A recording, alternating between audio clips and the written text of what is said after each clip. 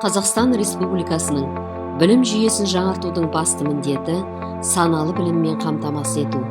Білім беру жүйесінің барлық компоненттеріне жеке тұлғаның, қоғам мен мемлекеттің болашақ талабымен сәйкестендіру болып табылады.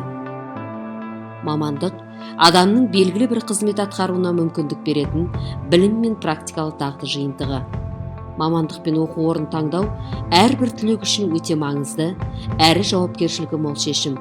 Сондықтан, болашағыңның негізгі тұғыры мамандықты дұрыс таңдай білуге ұмтылыс қажет. Осы орайда белгілі жазушы, ғалым Аймауытовтың мамандықтың жаманы жоқ, бірақ мұның кез келгеніне икемділік қажет. Бұл жай күнелту, тамақ асыраудың ғана жолы емес, үлкен өнерді, зор шеберлікті қажет ететін нәрсе деген сөзді ойға оралады. Егер сіз салауатты өмір салтын ұстанып, белгілі бір спорт түріне ерте кезде машықтанған болсаңыз, әртүрлі спорттық додаларда топ жарып, жеңімпаз болсаңыз, ұстанымыңыз спорт саласындағы білік пен дағдыларыңызды дамыта отырып, туған жеріңізде спорт пен денсаулық саласының көркеюіне ықпал жасау болса, онда Ақтөбе өңірінде ешқандай баламасы жоқ бірегей әрі дара оқу орны Есет Батыр атындағы Олимпиада резервінің облыстық мамандандырылған мектеп-интернат колледжіне таңдау жасағаныңыз абзал.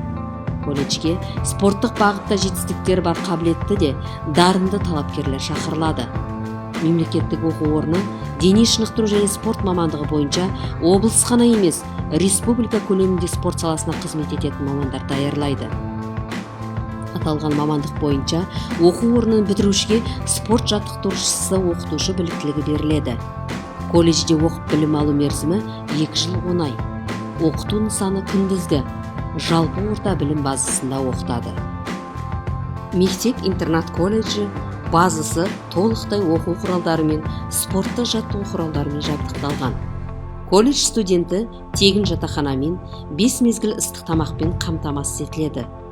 Оқу кезінде студенттер негізгі теориялық білім мазмұнынан тыс күнделікті 2 мезгіл спорттық жаттығуларға және мерзіміне сәйкес оқу жаттығу жиындарына қатыстырылады.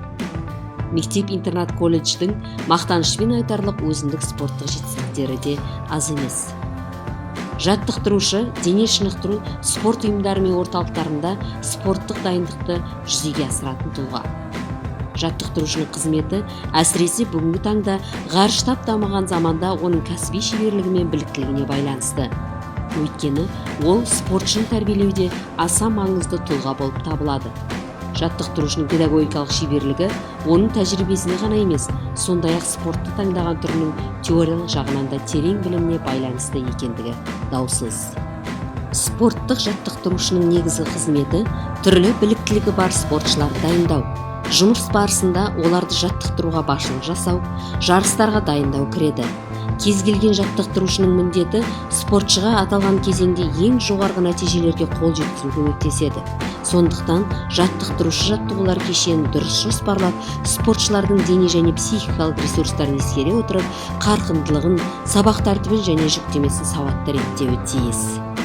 Жеке қасиеттер, мақсаттылық, еңбексүйгіштік, табандылық және жүйелілік, жұмысқа қабілеттілігі, байқағыштық, атаққұмарлық пен шыдамдылықтың болуы, әділдік, өз нәтижелерін және өз шәкірттерінің жетістіктерін бағалаудағы объективтілік, өзін-өзі жетілдіруге дайындық, спортқа деген сүйіспеншілік.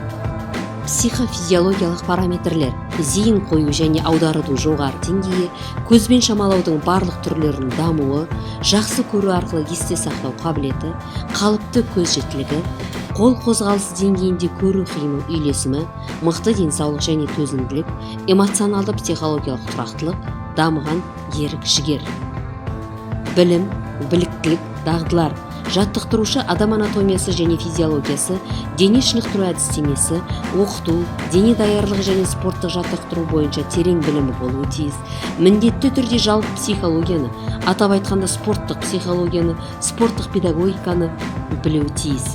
Тәжірибе жүзінде жоспарлаған құжаттаманың қағидалары мен әзірлеу тәртібін нақты білуі тиіс. Спорттық ұйымның қызметін реттейтін нормативтік құжаттар мазмұнын білуі тиіс. Ол еңбекті қорғау ережелерін және нормаларын білуі және қатаң түрде сақтауға, төтенше жағдайларда әрекет ету ережелерін білуге, спортшылардың жарақаттануы барысында алғашқы көмек көрсете білуге міндетті. Жұмысты спорт ғимараттарының бөлмелерінде, жаттығу залдарында орындайды. Кейде ғимараттан тыс жерде жылдың кез келген мезгілінде спортшыларға қайталауға ұсынылған сол жүктемелерді орындайды. Жұмыс көбіне орасан зор дене жүктемелерімен, эмоционалды психологиялық жағдайлармен байланысты болады. Кейде жаттықтырушының қызметі еліміздің және шетелдегі көптеген қалаларына жиындар мен жарыстарға шығумен байланысты болады. Еңбек нарығында мамандыққа деген қажеттілік.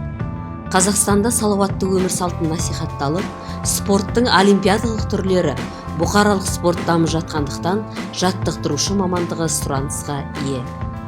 Қызмет орындарының диапазоны: жаттықтырушы, аға жаттықтырушы, бас жаттықтырушы, спорт мектебінің директоры. Кәсіпкерлік және жеке еңбек қызметінің мүмкіндігі. Мамандық ерекшелігі бойынша жеке еңбек қызметімен айналыса алады.